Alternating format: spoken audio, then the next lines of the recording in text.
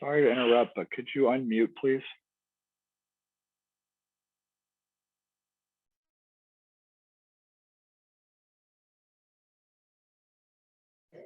All right. Okay. Here we go. Welcome, Jerry. Thank you. Well, I don't have much to say about John, except that we've been talking for about 2 months on the phone and exchanging emails, exchanging texts. And my son, when he moved to Seattle, was actually lived in the condos right next door to Woodland Park. And we went to Pete's Egg Nest all the time. Anyway, I just wanted to welcome him here, and he's going to tell us something about Woodland Park and about what their project involves, and then it will be open for questions. So welcome, John. Thanks.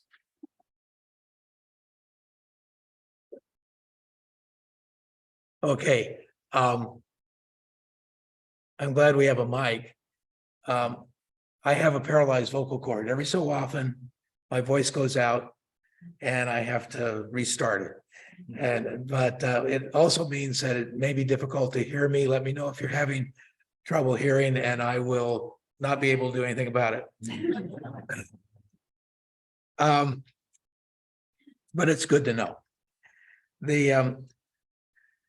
First of all, I want to say a couple introductory things. One, that mic's in my way, I can't see people.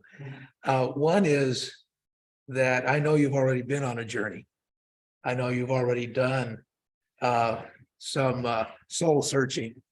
I know you've already made some difficult decisions. And here you are. And thanks be to God that you're here. Second, our story is probably going to be similar to your story, but also different.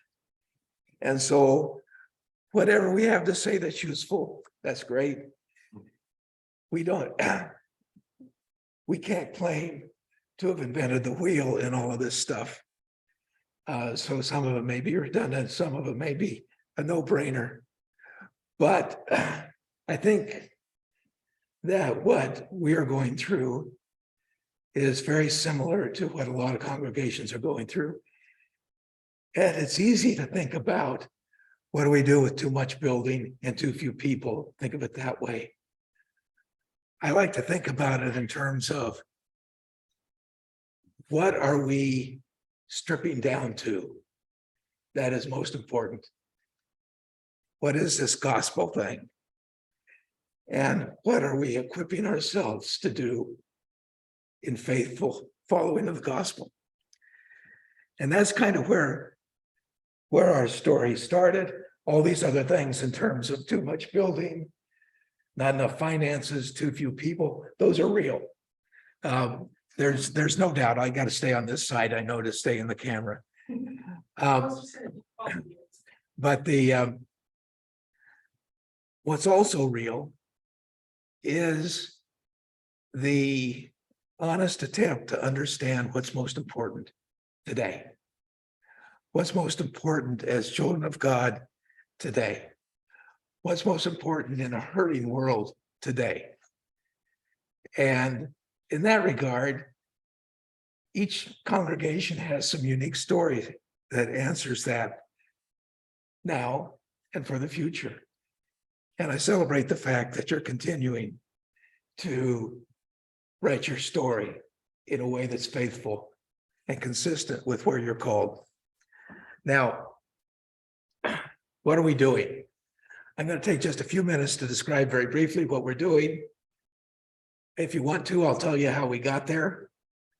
If you want to, I'll tell you what our problems have been, where we think we're going in the future. But I have a tendency to talk too much.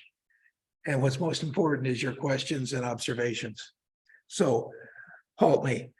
I'm going to, because I just have one copy, if you're interested, this is a little diagram of the church space that we plan to have in our new building. It's not a picture of the whole building, it's just a picture of our space. And so I'm going to send that around. I also feel a little oxygen deprived with this mask. Now, what are we doing? I assume that most of you have driven by on Greenwood, the Woodland Park United Methodist Church. We have two buildings, a total of about, I'm somewhere around 12,000 square feet. We have our sanctuary building, which is right on Greenwood and 78th. Then we have our education wing, which is a 3-story building. And then we have 2 residential lots, which are our parking lot. The church buildings are on a commercial lot, which makes a difference in terms of development. We plan on tearing down both buildings and selling our parking lot. We plan on selling the parking lot also for affordable housing to be built, but consistent with residential zoning requirements. So some townhouses or whatever yet to be determined, but for affordable housing. Our definition of affordable housing right now is 60% of median area income or lower, as low as we can get it. But financially, it looks like it'll be somewhere between 50 and 60%.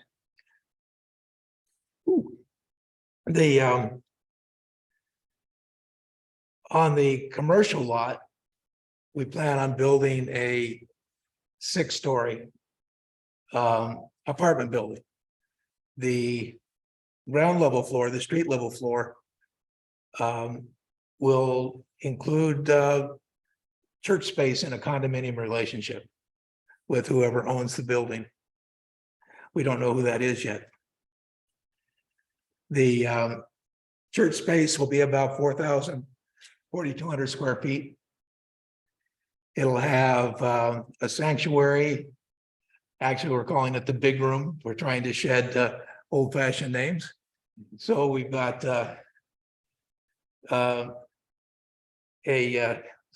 something which I originally called a chapel area right on Greenwood. We're now calling it the front room. We've got a big room, which is about 1,400 square feet. So it's enough to sit about 100 people in this style of seating. We plan to have a kitchen which is capable of being a commercial kitchen. And then we've got various offices and restrooms and so forth. So we're going from 12,000 square feet to 4,000 square feet in terms of the space that we occupy. We're considering a couple of alternatives in terms of how we do this. One is through a ground lease, where the church retains ownership of the land, but leases it to a developer for 100 years, or outright sale. We've run both of these alternatives through the district and conference. And so it's basically a question of what's the deal we can get, one versus the other. I am running out of oxygen, excuse me. The reason for considering a ground lease was because originally our understanding of the zoning change that allowed churches to build a 1 story higher than other enterprises required that the church retain ownership of the land. And so the ground lease was the solution to that. We've since learned that that's only true through a certain place in the development process. And so we can actually sell the land after the building permit has been authorized by the city. So that opens up a wider range of possible financing, which could be very advantageous. It also opens the possibility for some partnerships among the entities that want to build and operate affordable housing that may not be possible if we just go with the ground lease. For example, a for-profit developer can combine with an under-resourced community organization to jointly develop the housing, which could be very exciting. It could allow us to share the space with some target populations that otherwise we wouldn't be able to because they could not finance it on their own. Yeah. If you need to, you can put your mask down, you can breathe. Just a little bit. Yeah. Please breathe. Yeah, otherwise I'm going to end up in the piano. God, that's it. Okay, that helps some. The way that we have been approaching this project is that we signed a contract with a small consulting company, Conlon, Columbia. I don't know if any of you have run into them, but Richard Conlon was previously a council member. And we've been working with them we've been in discussion with them for about 3 years. They essentially are brokers that they are helping us find the developers. They're helping us advocate with developers for our interests and things like that. The contract that we signed didn't require any payment by us. They're doing on speculation that in the development process, they will get repaid. By working with them, we've been able to do work a certain way through the permitting process already, which includes site characterization, includes initial schematic design and massing studies for the building, so that we've got something actually to show the Office of Housing and the permitting side of the city. We anticipate having a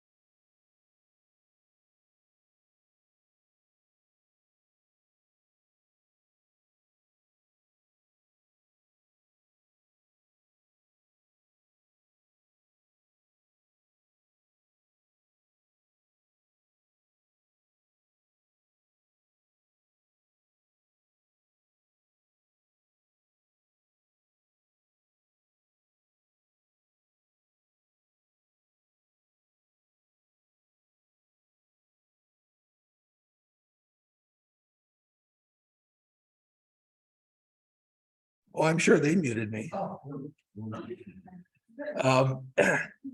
We have this sanctuary, big room, which we hope becomes a place for concerts and lectures and so forth. And then we've got a kitchen, which is designed to be able to feed 100 people at once and not kill them. And so that's the way that we look at our engagement of the neighborhood is around those three things that we think we have to offer. But then the question is, how do we get transformed as people so that we also have something to offer? And believe me, we're a lot further behind that than we are on the building project. But that is the hard work. One element of that is to get out from underneath the burden of being building administrators and just be focused on relationship, whether it's within our small congregation or with the neighbors or with the new people in the building. Just to be in relationship is much more important than being a trustee, which I'm saddled with. That's something that we yearn for, is to perfect ourselves in love, not in real estate management. And so that is a parallel thing that we're going through right now, and the most important thing.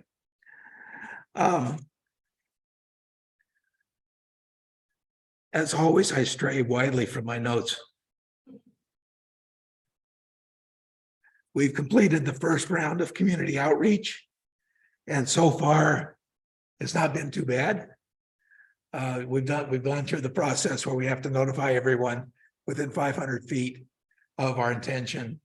There are the neighborhood blogs, and for the most part, the responses that we see on the blogs are, here's another project, which we'd known about it sooner, but a few, we're sorry to see the church go.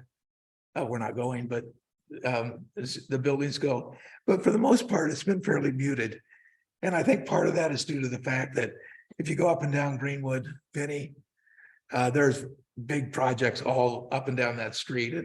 And a lot of the initial ire for these kinds of projects has been spent, I think. But there will be other more formal required engagements with the community. And there will be negative impacts. We plan on having 17 parking spaces, but we're also looking at between 70 and 75 apartments. So we'll have more parking spaces in a lot of buildings, but certainly not enough for everyone in the building to have a car. Greenwood and particularly 15th has very good transit, so that'll take some of the pressure off as you redevelop. As we look for a partner, we've got a whole bunch of criteria in terms of how we want to be able to operate within the condominium space. We've got to be able to be church. We've got to have access on our terms to our part. We want to be able to shield ourselves against catastrophic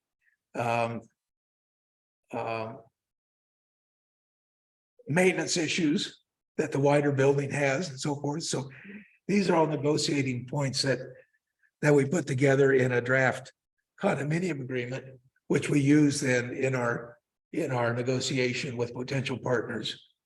Right now we're talking with one, I won't say who it is, who has basically accepted all of our terms and conditions for how we would operate. Let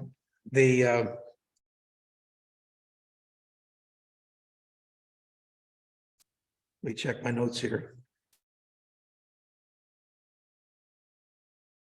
We're looking for developers who don't just want to warehouse people, but share with us a view for providing a space that supports a basic shalom, a healthy place, a place that includes community space, decent quality construction, that is designed in a way not to isolate it from the neighborhood, but to engage the neighborhood.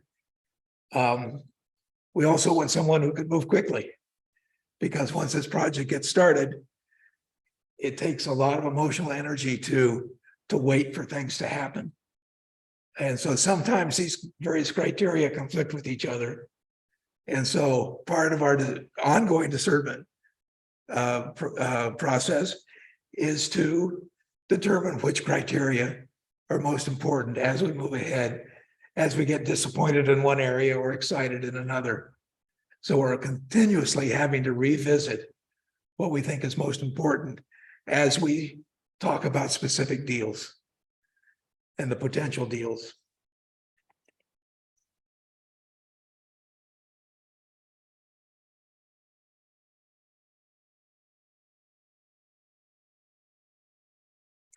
I've got a card here, which I could have done sooner.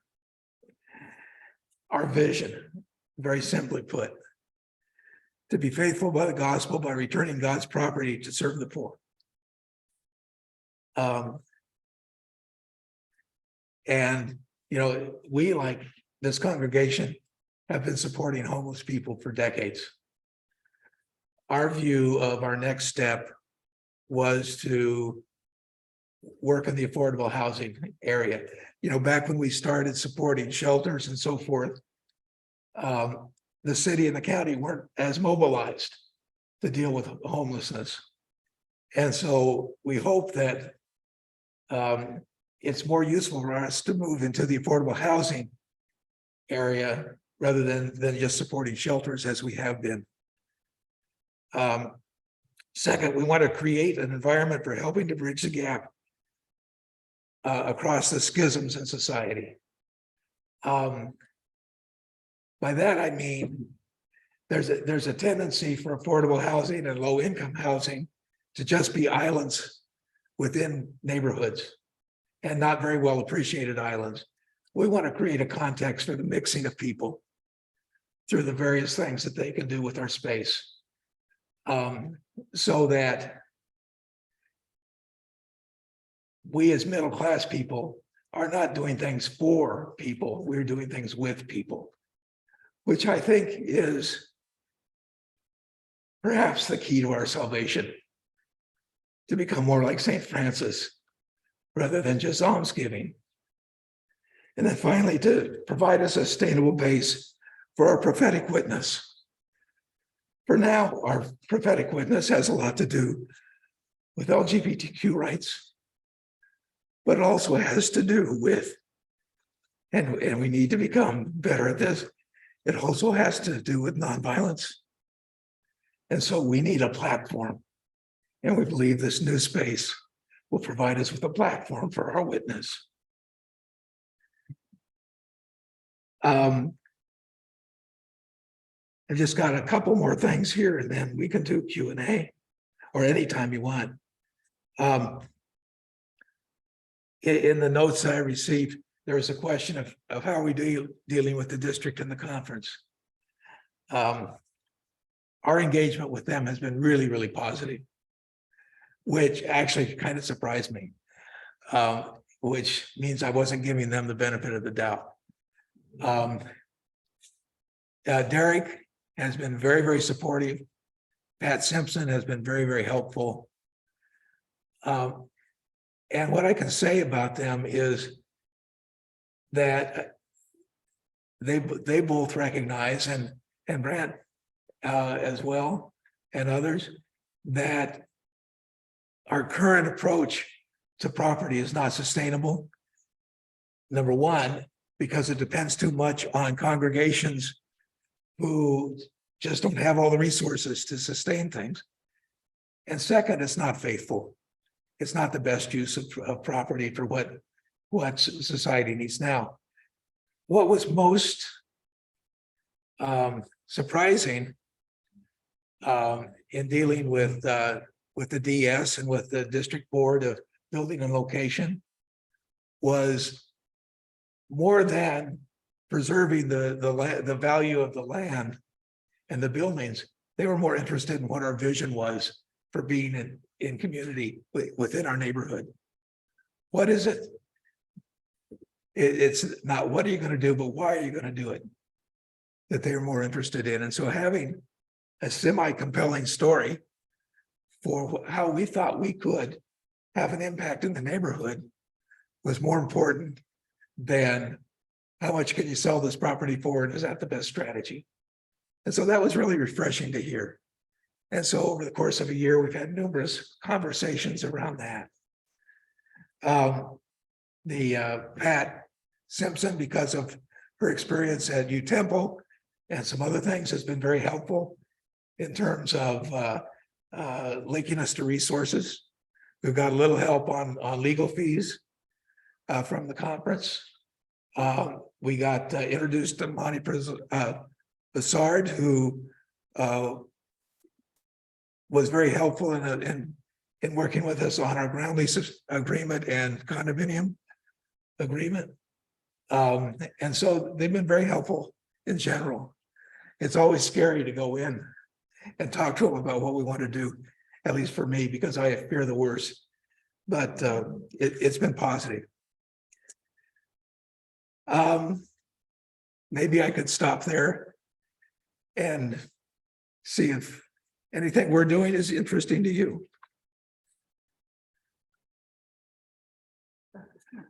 Oh, thank you. So Tom, one of the things that we try to figure out is how to balance the energy and organization needed to pull something together, right? And whether the congregation can reasonably sustain that ourselves, right? Or whether we need to bring somebody in, hire someone essentially to contract lead. Have you guys consider that? We could not have done it on our own. And so our contract with Con Columbia essentially provides that support. Particularly since they're doing it on speculation. Yeah. Because we have shelled out, maybe 10,000 for legal support, but as far as architectural design, as far as interface with the city, as far as scouting out and having initial conversations with developers, that's all been on them. And I don't know. It could all fall apart tomorrow, but I tell you, I've been really, really happy to work with these guys. I'm sure that there are others that do that. But we could not have, we're small. We've got 15 active people who are, we got more people who attend worship, but people who are willing to put in off hours, there's only about 15 of us, and none of us work this area.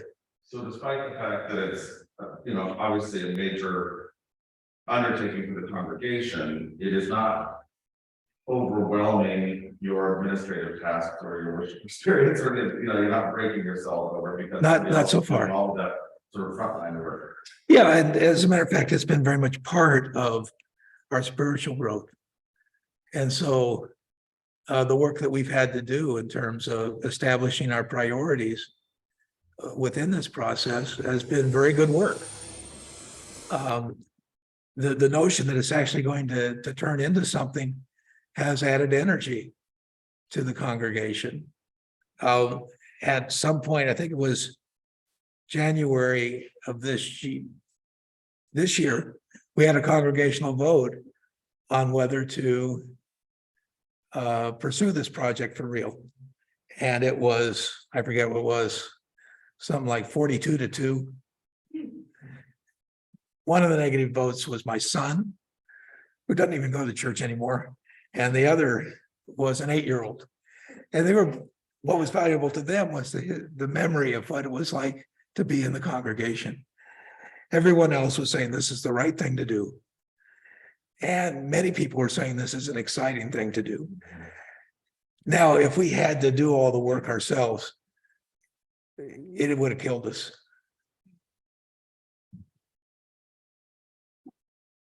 How long will it take you to get to the vote? Oh, yeah, there are lots of different answers to that. We've been working seriously on the process of letting go for, I'd guess, 7 years. When we really started to stop trying to answer the question, how can we manage to be just like we've always been with fewer resources? And started asking the question of what does it really mean to be gospel faithful? That's been a process of 7 years since we really started framing the question that way. About 3 years ago, our planning team asked permission to pursue the affordable housing project. And that was, we didn't have a charge conference on it, but it was after church lunch, where it was obvious that the will in the room was that, yes, we would do this. And so for the last 3 years, it's been getting finer detail on what it is that we want to do. I was surprised that the vote was as overwhelming as it was when we finally got around to having a charge conference. But it was. Does that answer your question? John, we have a question from one of the remote participants, Andrew Albro, who's actually dialing in. Presuming you sell the property and lease back your space, have you given any thought to what might happen far down the line under a new owner who may have different plans? Is it possible to protect yourself from actions of a bad landlord if you no longer have control of the property? Right.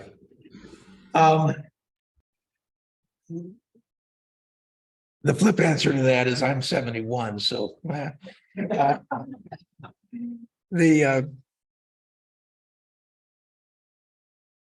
no guarantees. But there are things that can be done. One is the sale can be contingent on also signing a condominium agreement, which is what we're expecting to do. Whether it's a ground lease arrangement or a sale, making it contingent on the sale contingent on an agreement that is binding for the long term and is binding for what's the right term when they sell the loan to somebody else, whatever that is contingent on selling to a third party down the line. That can be in the contract.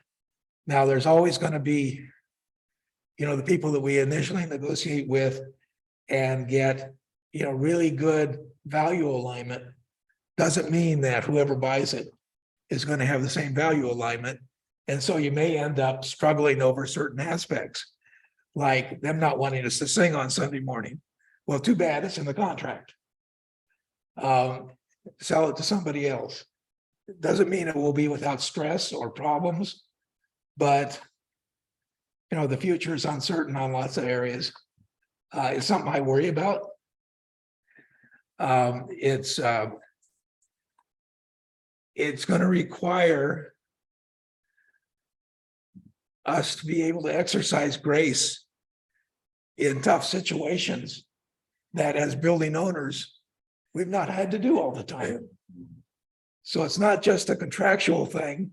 It's not just a problem with the bad actor on the other side. It's how do we be good neighbors in a shared space that also is going to be a challenge.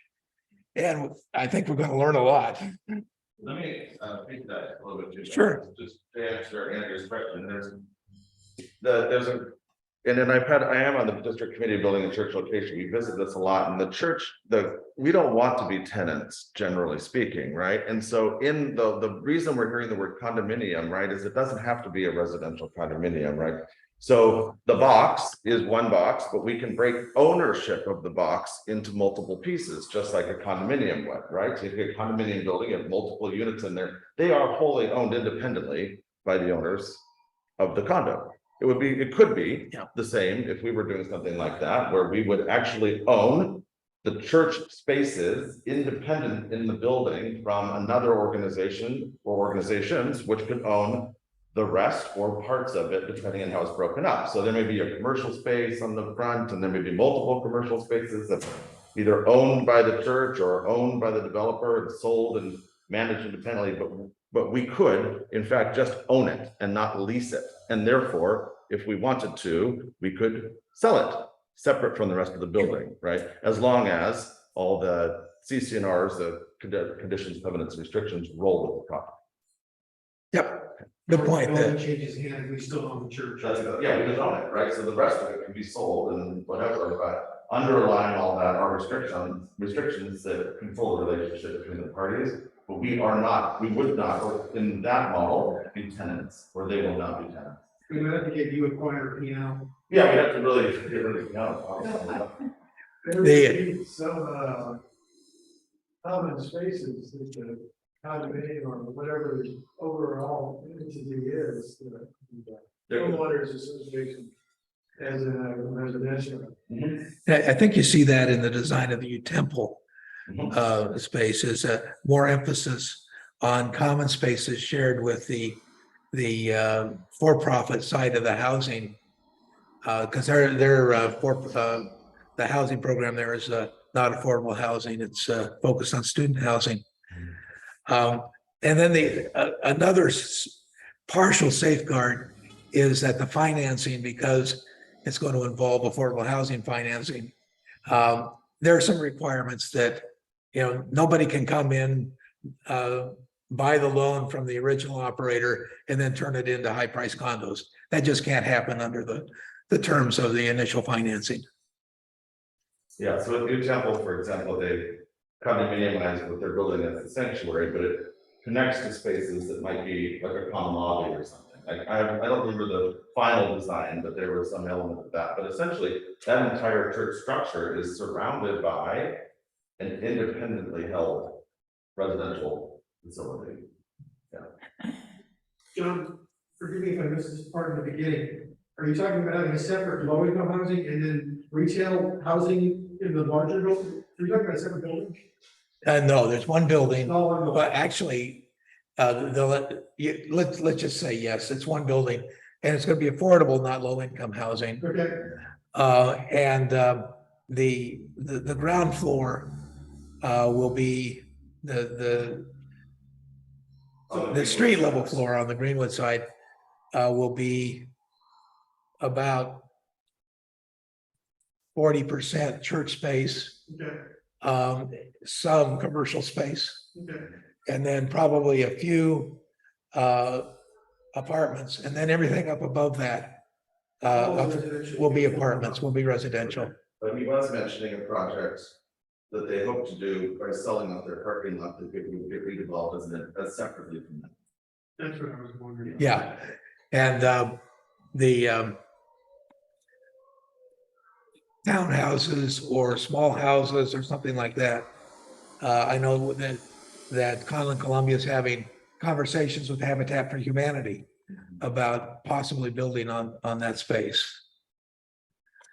So we have a follow-up question from Andrea as well, which is, Yeah. how do we ensure that any other entity is in line with our values if the property is arranged as a condo agreement? And I'm assuming, Andrea, you're not talking about the residential units, you're talking about the commercial parts or the retail parts. So please put that in the chat if I've phrased your question wrong. In terms of commercial space and how it would be used in our draft condo agreement, or excuse me, in our draft ground lease agreement, which would then be converted into a agreement associated with the sale if we decide to go that way. We list a bunch of things that are not allowed to be in the commercial space. Gun shops, retail establishments that are primarily focused on the sale of alcohol, political campaign headquarters, a few other things. Yeah. I'm very curious about your process as you talked about how when you were working on establishing your priorities, it added energy to your congregation. Can you talk a little bit more about the process of establishing your priorities and making your vision statement with your voting pool of 46 people, including some people that probably weren't involved in the conversation. Yeah. You know, that you're eight. Could you just talk a little bit more about that part of the process? Sure. Once you're kind of maybe, for example, at the place we're at. Well, you know, there was so many visioning. It's my voice. A second.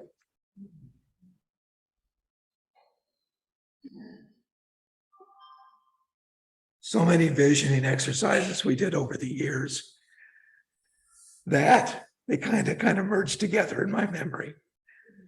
But one of the things that we did, I'm getting out of camera here. One of the things that we did is we scheduled, there was about 4 or 5 of us that scheduled one-on-one conversations with every member of the congregation to ask them about what was important to them in church. What was their aspiration for the future? What do they think about a project like this? What would they miss if we went through? What role what does the church do for you in your life? How does it feed you? How can it feed you better?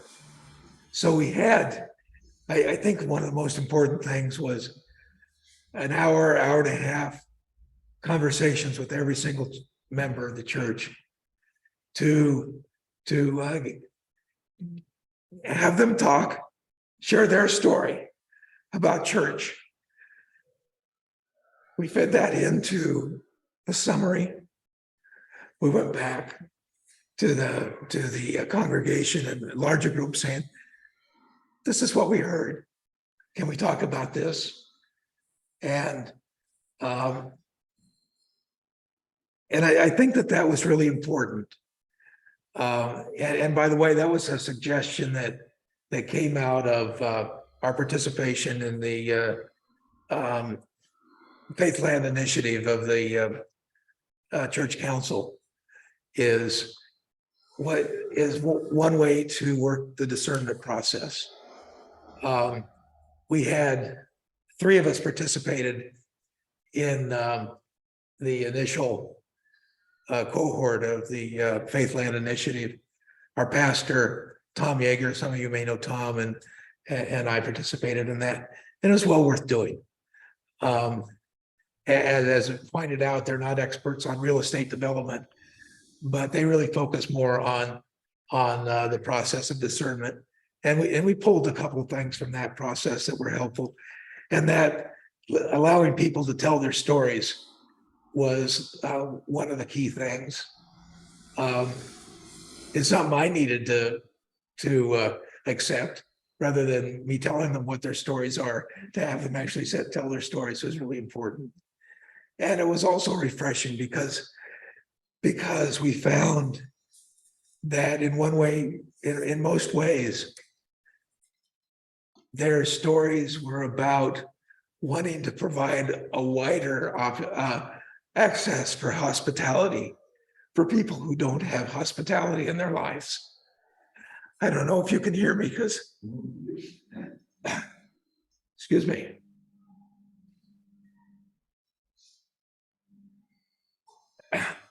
I think that when we sit around and think about how we use this space in the future, almost always it comes down to hospitality. So it was good to hear the stories that confirmed that. Yeah. So a couple other things, if you don't mind, Sure. A couple of really important points of distinction between where we are and where they are, right? We've done a lot of the work in some ways to get us here that they are doing now in terms of the relationship with an existing building, right? And we instead of have this portability and attachment, and the place that we are is not our legacy home, which I think changes the dynamics substantially. But through that process, what we didn't do was end up with trustorial ownership, if that's a word, trustorial ownership. It is now. What's that? Custodial. Custodial. We are not, we don't have trustee control of this facility, right? We rent it from the denomination from the district. So, what's that? Yeah, exactly. So we just had, I know that some of you are thinking, well, how are you having such a jolly experience with district and church location and building when we're having all these troubles? Our troubles are, if you will, with the trustees of the conference, and then we have a different relationship because they are in fact our landlords, and we're trying to figure out what the ownership piece is. So you've been freed up from that part of it, which has enabled a certain progress in other ways. So just remembering that there's kind of that key difference is that we don't own the building in the way that they own the building, and folks are, because at the end of the day, it is actually in fact all of the conferences, but they are, the conference is the trustee of this space, and your congregation is the trustee of yours. That's right. The second thing is just about, to get back to this condominium piece, we could, in a development, you could in a development, when you talk about those commercial spaces, there's a decision to be made about who owns the commercial spaces. So you could build 5 commercial spaces across the front, and they can all be owned separately, and they could be sold to a business, or they could be rented to a business, and the congregation could own those and then decide to sell them if they wanted to, or they could be landlords and rent them out, or the developer might. It's all part of the broader negotiation. But as we talk about, once we get to condominiumization of a property, you can divide that up in many different ways. I think it would be great if the congregation holds on to some of the commercial space to retain significant income to offset the ministries of the congregation. That creates sustainability for the congregation in a way that is almost unimaginable without That, that's true, and in fact, to get city financing for the housing side, there needs to be a nonprofit involved. I don't know all the details, but it's possible for the congregation itself to be the nonprofit and to also have access to an income stream from the housing, as well as you're suggesting, retaining ownership of the commercial space. John, you mentioned that this plan will maybe lead to your congregation having support for the foreseeable future. Where will that come from? Well, if we go with the ground lease, it'll come from rental payments. The Conlon Columbia did a financial analysis of the income that's expected from the housing side and all the maintenance and so forth. And I basically gave them a target. I said, we need this much of a monthly payment, escalated over time with inflation, in order to forego an optimistic estimate of what we get from rentals now from our space. And so they put together a package and a target monthly rental income. The sale? If you were to sell it instead? Well, we haven't made that decision yet. If we do sell, then we will just take a lump sum, which would be equivalent in size to what we expect interest income to be. Yeah. So and they would have the same restrictions congregationally that we have, which is that if you receive a large lump sum, you can't spend that money on operating expenses, but the money you make with that money you can spend on operating expenses, which is how we're allowed to spend interest that we bring in, but we can't sell, we can't use the capital itself.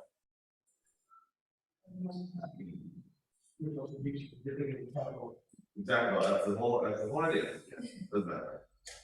I'm really impressed without the way you really involve the congregation in the decision, getting the vision. I think that's really key to building support and getting an idea of where they're coming from. Yeah.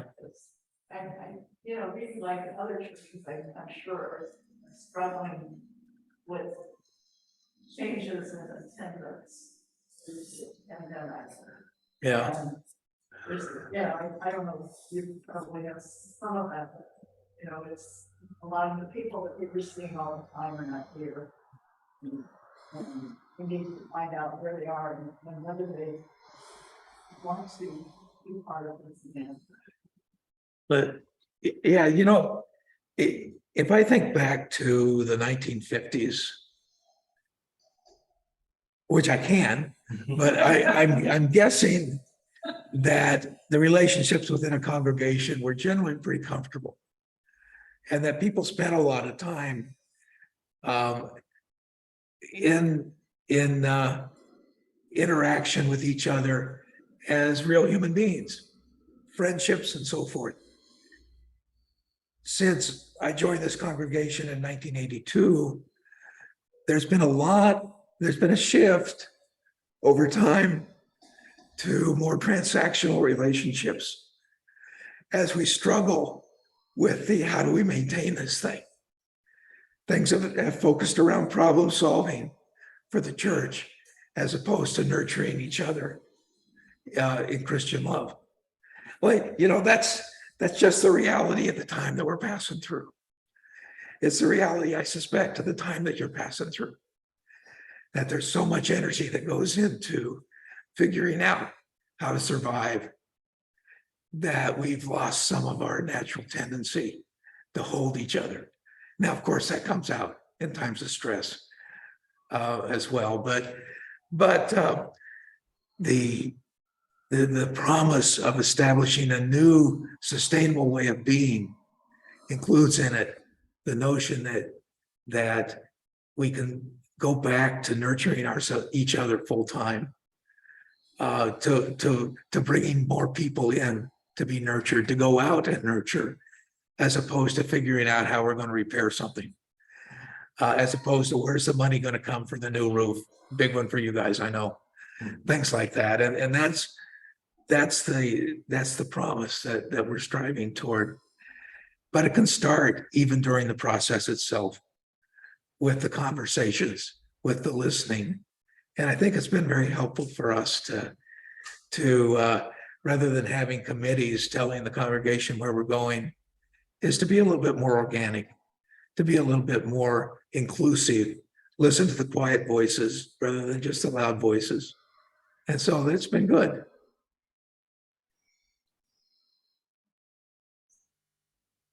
Is it lunchtime yet? Thank you so much for coming back. Yes. Well, thanks for your patience. Yes, sir. Do you think the process of having a new building and a new environment is going to attract people to the congregation, or all this change is driving people away? I'm sure there's some of each. Yeah. We're not driving anybody away with it. Those people have already died or moved on previously. We hope that it attracts people, to be honest. We hope that we have some reason to attract people in the new space. We hope that it's less scary for people to walk by and see something that doesn't say institutional church quite so strongly. But yeah, that's our hope. That's our prayer. I think what's so good about it, I mean, I hear, John, your question mark about congregational existence, right? You're talking 3 years, then 20 years, but you just don't know, right? And the question is, if you have a congregation that is in jeopardy of sustaining, what is left behind if the congregation doesn't? Right? Yeah. And that's part of this, what this is about. I know that you guys have come to the precipice to say, are we even going to be a church anymore? And you revisit it each time you say, yes, we are. Right? Now what do we do? Right? Because we're kind of over it with what we're doing, where we're doing it. Yeah. And what can we do with the resources at our disposal that'll have a lasting impact on the community with or possibly without us? Yeah. Right. And right. I think that's a really courageous thing you've done as a congregation. And I really admire the fact, there's been a fire in that congregation that's burned brightly for a long time. And they have really led the exploration of the North End conversations that took place several years ago. trying to see, can we collectively get ourselves organized to keep Methodism alive in the Northwest? And eventually they said, you know, we just need to keep moving with or without you here. So, and, you know, here we are, the realization of that. So congratulations to the work. Thanks, Todd. of the part connected. Thank you.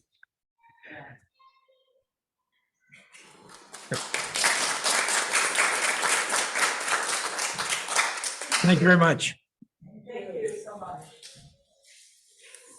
Thank you very much, John, and everybody have an excellent week. I'll see you all back in this space on the next second Sunday for our next visioning conversation, which will be with Matt Berry and Alan Bodicott, I think. And they'll be talking about how we're doing with our enterprise faithland. Nope, enterprise faith-based initiative. All right. Thank you, Jerry and Alice, and have an excellent week, y'all. And I will talk to you later. Bye. Thank you so much. Thank you.